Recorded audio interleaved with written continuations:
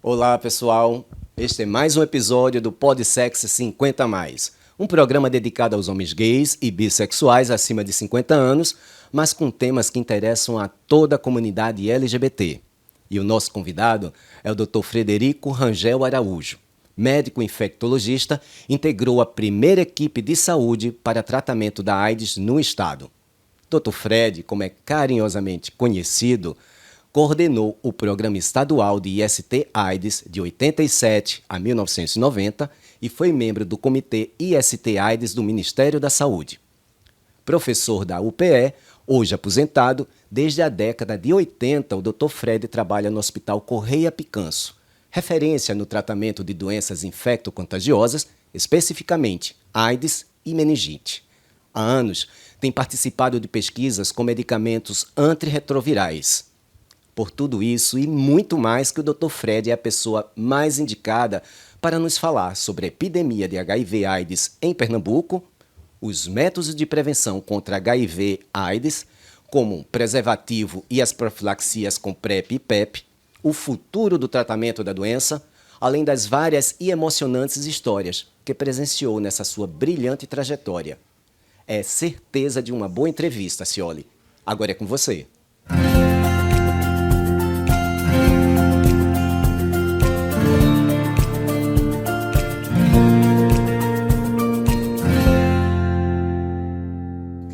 Olá pessoal, tudo bom? Nós estamos aqui para mais um Podsex 50+, o podcast que trata de assuntos de interesse da comunidade LGBT e que interessa não só quem tem 50 anos ou mais, é para todas as idades.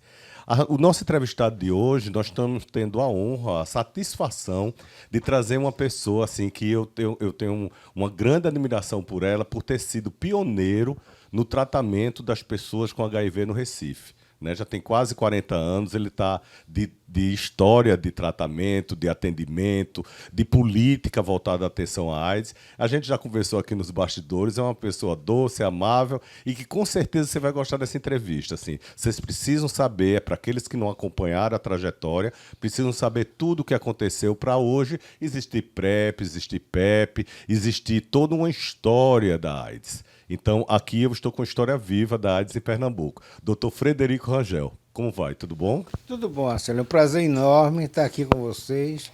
Você, quando me chamou, na realidade, eu tive que dar uma volta ao passado muito grande para resgatar tantas histórias, tantos fatos que nós vivenciamos. Hoje nós temos uma situação, na minha opinião, ela é muito tranquila em relação ao HIV, em relação ao passado que nós vivemos, mas tive que fazer essa retrospectiva. A mente bobinou, foi lá para 1974, 75, por aí, que foi a época que realmente o carro começou a andar.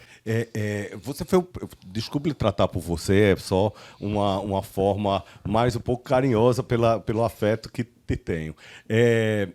Foi a primeira pessoa a dirigir o Hospital Correia Picanso e também atuar no atendimento de pessoas soropositivas, pessoas com HIV aqui em Pernambuco, não é isso? É isso. Na realidade, eu participei da implantação dos serviços de assistência ao HIV. Na época, a gente só assistia o paciente com AIDS, né? Sim. O portador veio surgindo aos poucos. Mas, a princípio, todo o tratamento... As pessoas já chegavam doentes de com AIDS. doentes e com doenças graves. Sim. Né? Nós tínhamos poucos casos autóctones. Então, Sim. a maioria dos casos que vinham para assistência eram casos que vinham do Rio de Janeiro, que vinham de São Paulo, que vinham do exterior.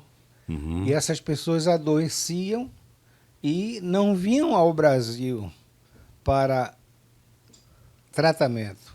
Elas vinham para morrer junto com seus familiares. Veja o ponto que nós partimos. Então, os casos que nós pegávamos na época eram casos extremamente graves. É interessante também colocar que naquela época, até a forma de manifestação da doença, ela tinha algumas características que não se vê hoje. Ainda bem que não se vê hoje, porque houve todo um tratamento, até para que não se chegue ao caso AIDS. Mas era comum ter pneumonia por neurociste carine, né, um tipo de câncer de pele, né? Como era a situação? Era assim mesmo? Era assim mesmo. Sarcoma de Kaposi? Era assim mesmo, mas isso por quê? Porque você tinha uma degradação progressiva do sistema imunológico. Havia pouca informação clínica naquela época. Lembre-se que naquela época, quando eu comecei, uma grande dificuldade era o quê? Essa doença ela é transmitida através da muriçoca, através da picada de outro inseto qualquer. Então, você imagina trabalhar com isso num local onde tinha muito inseto. Então, os profissionais, além do preconceito em si, pela patologia, pelo paciente que era portador dessa patologia, existia também o medo. O medo foi uma coisa muito característica e eu confesso que eu tive também. Todos nós temos. Então, no momento que você tem cientificamente uma dúvida se inseto transmite, você está num hospital onde ali você tem 3, 4 pacientes soropositivos, com carga viral, hoje a gente sabe, provavelmente altíssima. Altíssima. Do paciente HIV. Né?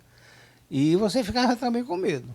Mas enfrentamos tudo isso e a coragem foi para frente. E eu acho que isso faz parte da profissão, da especialidade de infectologia.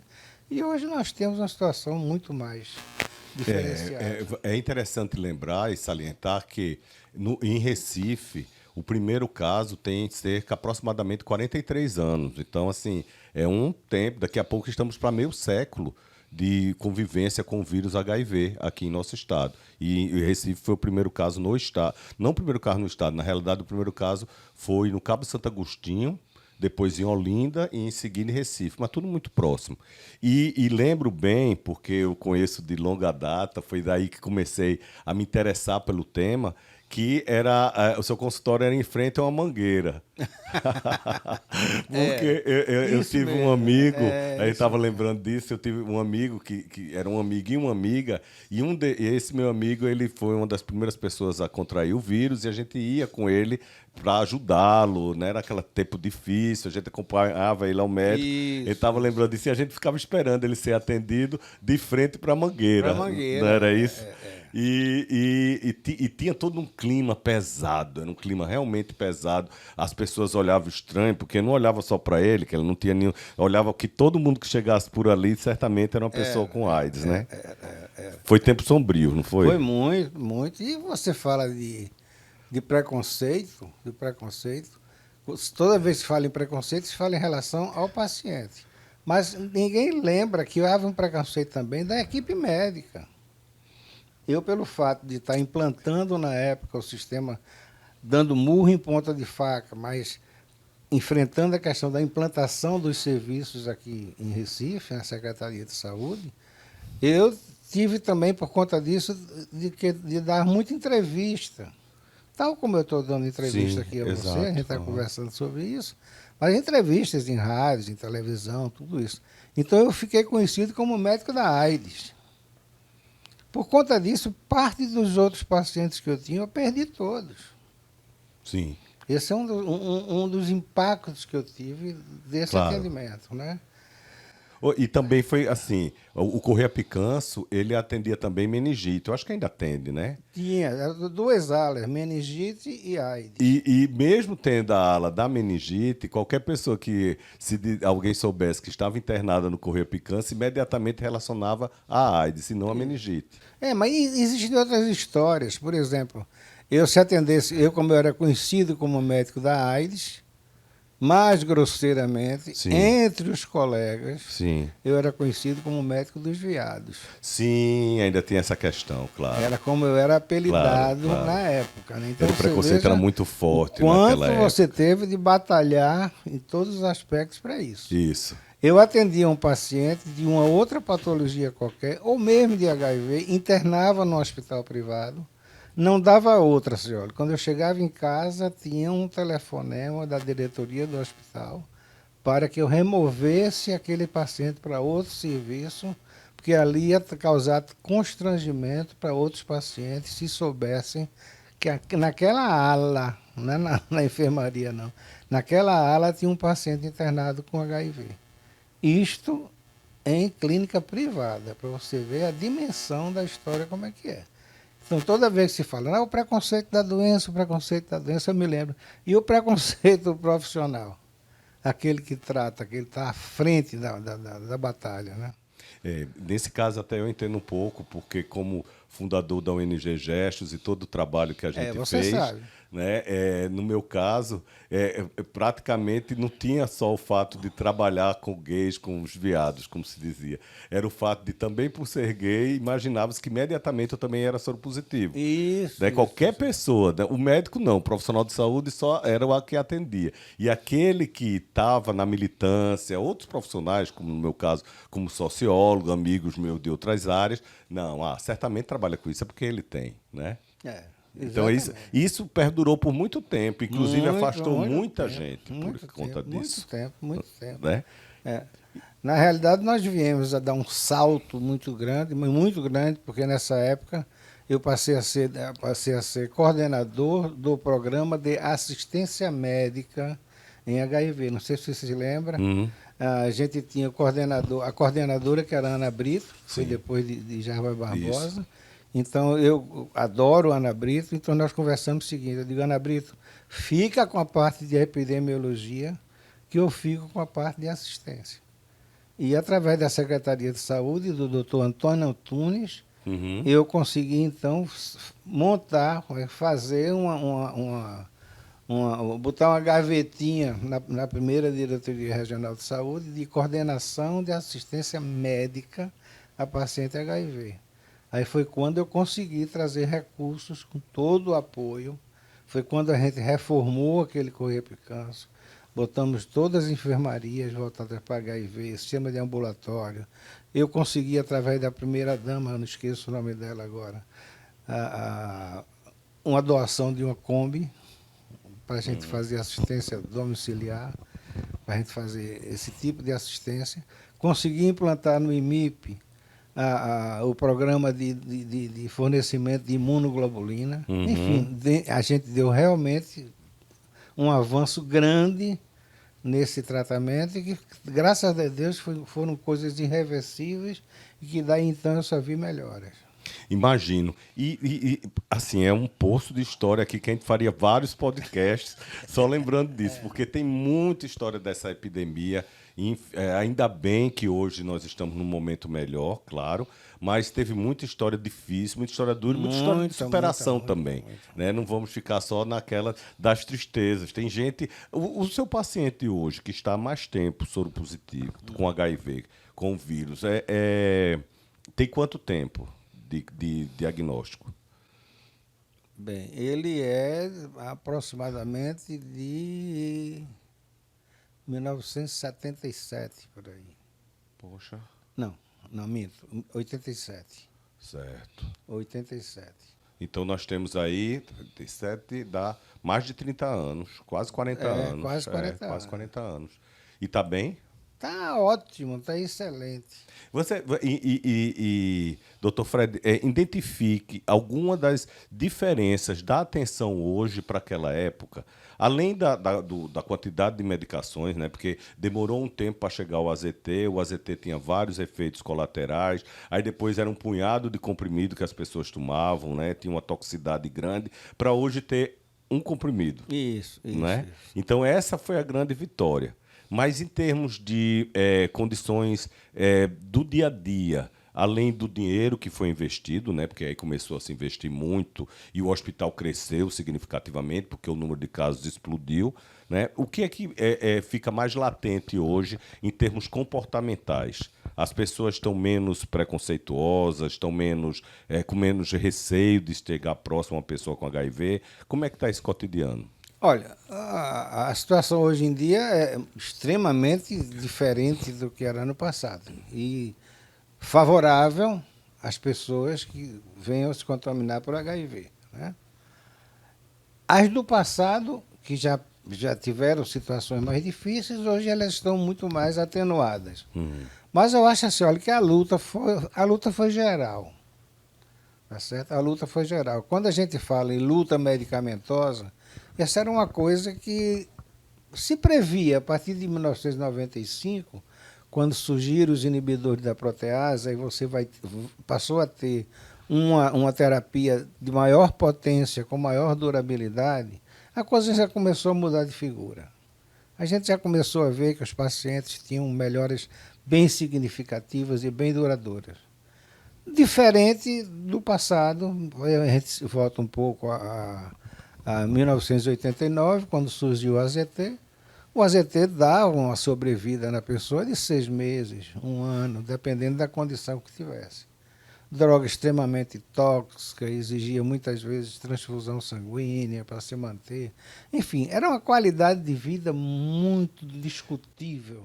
Inclusive, ela deixava a pessoa com uma cor meio meio terrosa, né, de telha, que deixava uma característica muito significativa para quem entendia. Mudava, a tonalidade A tonalidade da pele. Mas isso cada vez mais a gente foi enxergando de uma coisa mais distante. O AZT depois vieram a se incorporar ao AZT, o DDI, o DDC e novas drogas. Foi quando se descobriu, então, que uma droga só era pouco, 2 drogas era melhor do que uma, depois 3 drogas era melhor do que 2. Que gerou o nome coquetel, né? Então, passados esses anos todos, o que é que a gente pode dizer? Porra, eu digo, morre de HIV hoje quem quiser. Só um momentinho, doutor Fred. A gente vai fazer um pequeno intervalo e voltamos com esse bate-papo assim, esclarecedor para quem não conhece a história, né? Motivador para a gente continuar enfrentando essa epidemia. E, enfim, vai ter várias outras conversas aqui nesse sentido. É só um tempinho. Voltamos já.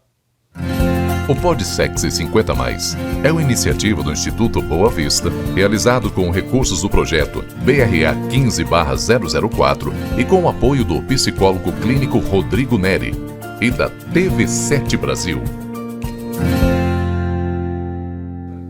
Bem, pessoal, estamos de volta nessa conversa esclarecedora, dinâmica. Enfim, eu não tenho nem mais o que falar do que está sendo para nós receber aqui o Dr. Frederico Rangel, carinhosamente também conhecido como Dr. Fred, pioneiro na atenção às pessoas com HIV e AIDS aqui em Pernambuco e que certamente tem muita história para contar. Isso aqui é apenas um cafezinho, certo? E aí a gente vai continuar com essa conversa. Pois não, Dr. Fred? Vamos continuando o que nós tínhamos falado, para deixando o gancho, sobre a mudança, o que aconteceu e nos bastidores nós comentamos também sobre alguns casos. Então, vamos voltar ainda mais ao tempo e falar um pouco sobre o primeiro caso que atendeu. Lembrando que não era um caso autóctono. O que significa isso, né? Essa palavra meio estranha é que a pessoa não se infectou aqui. Os primeiros casos, as pessoas se infectaram fora do Recife e vinham para Recife porque tinham familiares ou queriam morrer aqui, né? Depois é que começou a surgir casos de pessoas que se infectaram na cidade.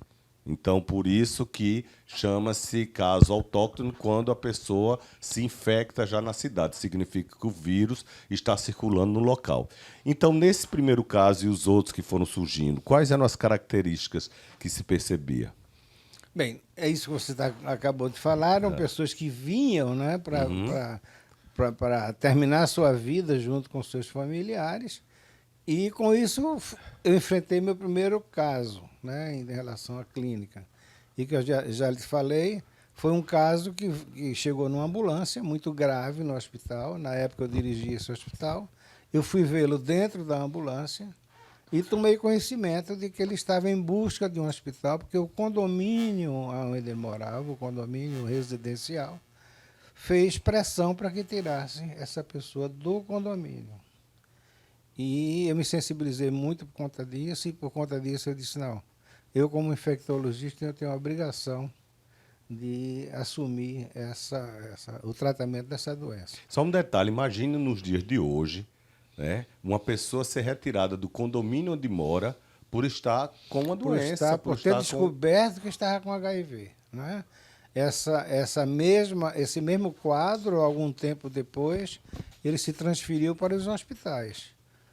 Os hospitais, quando descobriam que tinha alguém soropositivo em uma das suas alas de apartamentos, ele forçava o médico, pelo menos a mim, forçava uma transferência para um hospital público, visto que a presença daquele paciente iria constranger os demais que tivessem atendidos. Enfim, puro preconceito no que diz respeito à assistência do paciente. E bem, então, a partir daí é que eu comecei toda a minha luta em relação ao HIV, e ainda hoje continuo como médico do Correio Picâncio. Agora em outubro eu devo estar me aposentando do Correio Picâncio, pela compulsória, Sim. porque aguentei até o fim, né? Então continuarei assistindo esses pacientes. Dentre as histórias, que são centenas, quiçá milhares, dá um pequeno exemplo de algumas que foram bastante marcantes. Olha, a que mais me marcou, e isso não estou falando coisa antiga, eu estou falando coisa de, sei lá, uns 7, 8 anos atrás, quando você já dispunha de todas essas drogas, foi um paciente meu que ele era louco, que a filha fizesse o curso de medicina. A filha faz o curso de medicina, ele vai para as consultas comigo, vibrando por causa como é que se diz, do curso que a filha estava fazendo, da satisfação dele, mas ao mesmo tempo ele ia com o processo de doença progredindo. A filha estudando, conseguindo cada vez mais conhecimentos, e ele, no caso, vinha piorando por conta da doença. E o que mais me traumatizou foi ele chegar para mim e dizer que a filha pediu para ele não ir para a formatura. Porque ele estava de cadeira de roda, ainda hoje eu me emociono com isso. E aquilo para ele foi uma coisa tão grande, tão forte, que mais ou menos umas 2 semanas depois ele ele apresentou um quadro de uma dor abdominal muito forte. Eu levei para o Hospital João 23, o Hospital Albert Seib, chamei um colega cirurgião para ver, e o colega cirurgião perguntou: fulano, você sofreu algum trauma nessa barriga para justificar isso? Ele disse: na barriga não, eu levei um soco na alma. Então isso aí me marcou até hoje, que quando eu falo isso eu muito forte, embargo. Realmente. Então isso é só uma das... Um preconceito dentro da própria Da família, família, da isso que eu filha quero apoiou. dizer. E uma pessoa que estava concluindo o curso de medicina. Isso, que era o sonho dele, ter uma filha formada em medicina. Então isso me marcou muito, para você mostrar o preconceito familiar. Outro preconceito familiar foi o seguinte: um casal tinha um filho que se descobriu HIV positivo, e ele tinha um parceiro, ele amava uma pessoa do Rio de Janeiro, e essa pessoa, então, sabendo da situação dele, quis vir para cá.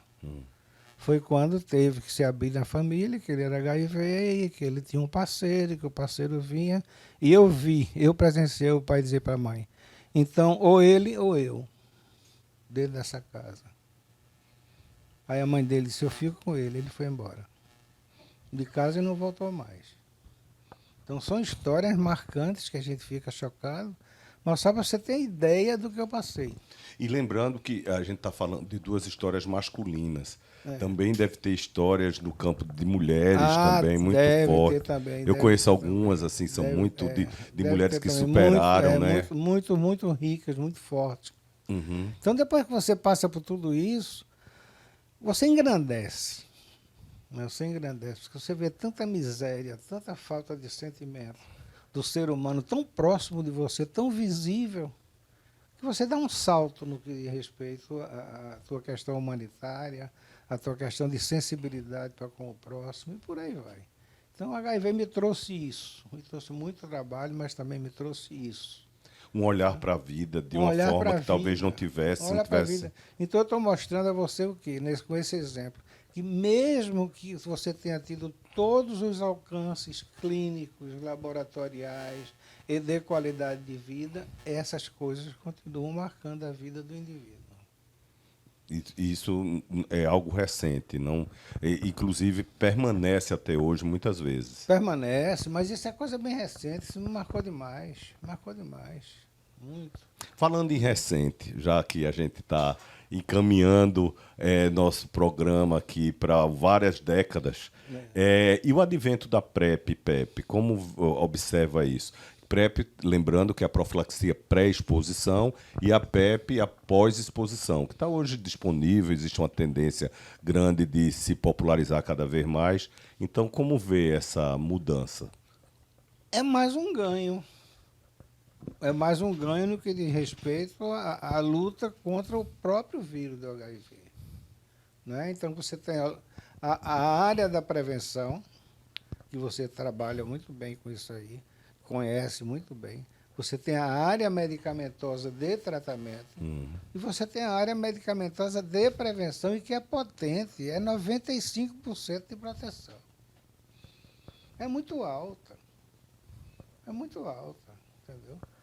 Agora, as pessoas também têm que se dar,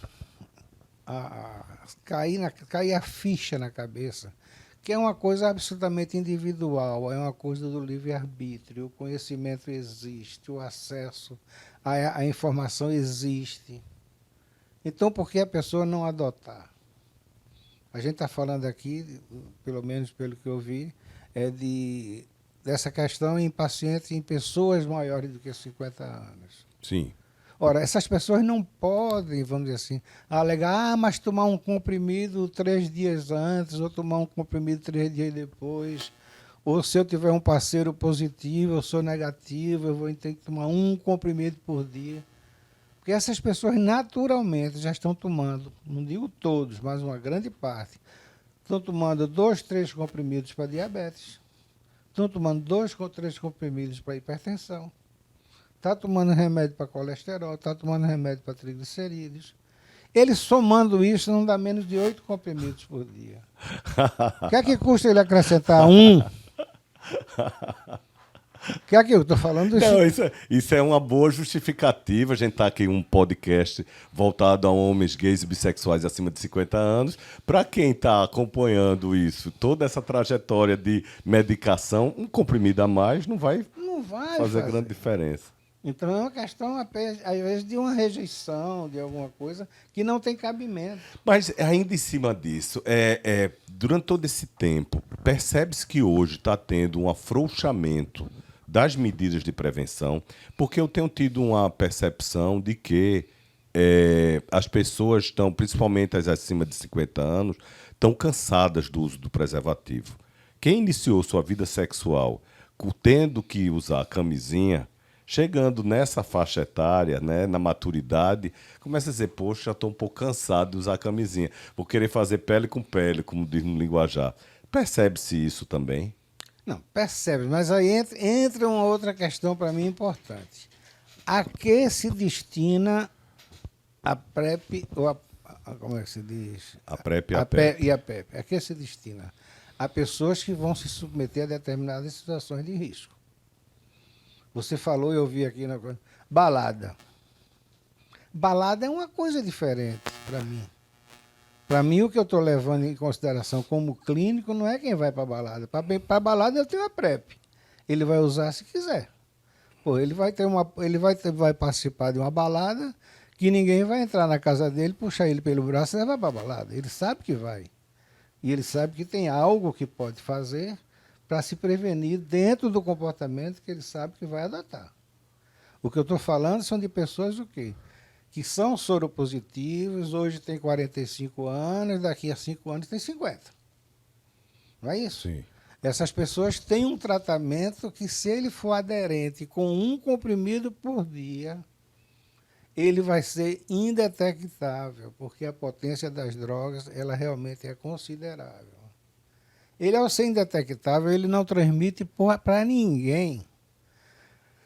A situação mudou, senhora. A situação mudou. Antigamente, o paciente soropositivo, ele tinha que ter cuidado com quem ele vai transmitir. Tá certo? A quem ele vai transmitir. Hoje não. Mudou. Ele vai ter cuidado com quem ele vai trazer, com quem vai trazer para ele. A sífilis, a gonorreia, isso é onde eu queria chegar. E outras doenças. As pessoas estão negligenciando a prevenção de outras doenças que não podem não ter a gravidade de um HIV, mas são tão graves também. Por exemplo, a sífilis, pouca gente sabe, ela pode levar à cegueira. Isso. e até a morte com a neurosífilis, né? Isso. É caso que é uma situação bem mais grave. Mas tem a sífilis, tem a gonorreia, tem a tricomonia, tem tanta coisa que a pessoa pode Porque, ter para esse mim, acesso, como né? clínico, que vejo pacientes de todas as faixas, de intelectuais, de clínicas, essas coisas todas, o que a gente tem hoje de terapia, quando é que a gente podia dizer até antes de 1998, de 2018, que uma mulher podia engravidar com HIV? Como a gente podia dizer isso? Nunca. Então, antigamente era proibido, a pessoa tinha que transar de camisinha. Hoje, se você tivesse um casal indetectável, eles podem ter relação sem camisinha. Isso é uma liberdade muito grande. A liberdade que o soro positivo teve. Quer saber qual é o maior sofrimento para mim de um soro positivo? Hoje, mais não. Mas até 2018, era ele não poder amar que ele nunca te conheceu. Havia isso aí, as pessoas se isolavam. E isso é uma coisa no aspecto da psicologia que deve ser muito bem estudado, porque existem pessoas com sequelas por anos que passaram nessa condição de não poder. Não se permitir. Mas não poder. Se ele tem responsabilidade, não poder. Ele ter medo de que ele nunca conheceu. Ele não sai para a batalha, como se diz, no que diz respeito do sentimento. Da sexualidade, ele sai a hora que ele quiser. Mas do sentimento, que na medida que as pessoas vão envelhecendo, as pessoas vão querendo uma coisa mais próxima, vão querer constituir família, vão querer constituir uma série de coisas, sai desse comportamento mais liberal, que é uma coisa mais séria. Ele não pode amar outra pessoa porque ele tem medo de, no dia que essa outra pessoa souber que ele ser HIV positivo, abandoná-la. E não era a realidade. E alguns que eu conheci de perto têm medo também, alguns que faleceram, de se relacionar com outra pessoa soropositiva em decorrência de ter tido esse tipo de experiência, de situação, e ter ficado viúvo ou viúva. Então não quer passar de novo por essa situação. Exato. Então a pessoa entra num processo de solidão enorme. Tem vontade de amar outra pessoa, mas ao mesmo tempo tem medo de que no dia que essa pessoa souber que é soropositiva, ela vai me abandonar. Então com isso se priva na vida de exercer o sentimento, de exercer o amor, de exercer a capacidade de, como é que se diz, conviver com outra pessoa. Isso foi muito sério, muito sério. A solidão está muito grande. Eu tinha um paciente, inclusive, que ele chegou para mim e estava com um maço de cigarro no bolso. Eu disse: fulano, você está fumando? Voltou a fumar. Ele disse: não, isso é isca. Sabe o que é? Isso é isca. Eu vou no restaurante, boto o cigarro, ou num barzinho, boto um maço de cigarro em cima da mesa. Aí chega uma pessoa e diz assim: podia me ceder um cigarro? Ele diz: pois não, senta aí para a gente conversar um pouco. Isso é uma solidão enorme. Que as pessoas se autocondenam a isso por conta da presença de um vírus. E que hoje não tem mais razão de ser nenhuma. Isso gerou uma sequela, ao meu ver, enorme. Que eu abordo isso em consultório, e quando eu abordo, eu sinto que a pancada é grande. A gente já está indo para o fim, né? Essa conversa está tão animada que a gente esquece o tempo. Assim, ando animada quando eu digo, porque está muito interessante. Eu acredito que você que está nos acompanhando também vem achando. Eu estava pensando, quando falou dessa sequela, do quanto também há uma grande responsabilidade da sociedade em relação a isso. O que fizeram, essa responsabilidade no futuro talvez seja cobrada, eu não sei. Mas o que foi feito com essas pessoas, o que foi feito com as pessoas com HIV, o que foi feito com os gays, né? Um dia desse, a rainha Elizabeth, obviamente, né, a falecida, ela chegou um pouco tempo antes de falecer, ela pediu desculpas por ter o que foi feito com Alan Turing, que foi o inventor do computador, entende? Porque ele foi preso por ser gay. Né? O primeiro-ministro do Canadá também fez isso. Quer dizer, passou centenas, não com Alan Turing, mas com todas as vítimas do preconceito em relação à questão da homofobia, da LGBTfobia, enfim. Então, assim, quando o tempo vai levar para a sociedade perceber o mal que fez, não só a toda uma população LGBT, mas para as pessoas com HIV, né?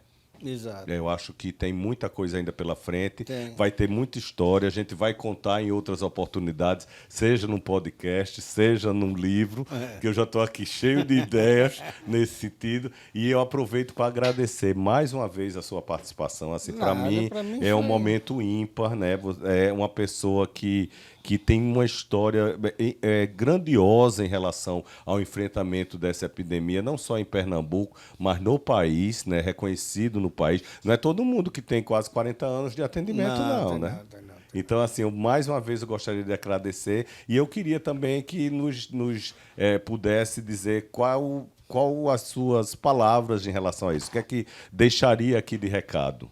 Bem, eu queria fazer uma referência direta àquelas pessoas que têm HIV ou que são têm mais de 50 anos e que podem vir a adquirir um vírus desse. E transmitir para eles que a situação hoje em dia é completamente diferente do que era do passado. Eu até digo muitas vezes aos meus pacientes, hoje em dia todo mundo recorre ao Dr. Google. Ao recorrer ao Dr. Google, nunca clique na tecla AIDS para ver a situação. Clique na tecla soropositivo. Porque se você vai atrás do que é AIDS, você vai ver tudo que hoje em dia você provavelmente não vê mais. E vai levar você a uma situação de interpretação da doença completamente diferente. Clique na palavra AIDS, soropositivo, que aí vai te dar uma gama de alterações em relação à soropositividade, que vai envolver exames, que vai envolver medicamentos, vai envolver PrEP, vai envolver todas aquelas conquistas que nós tivemos.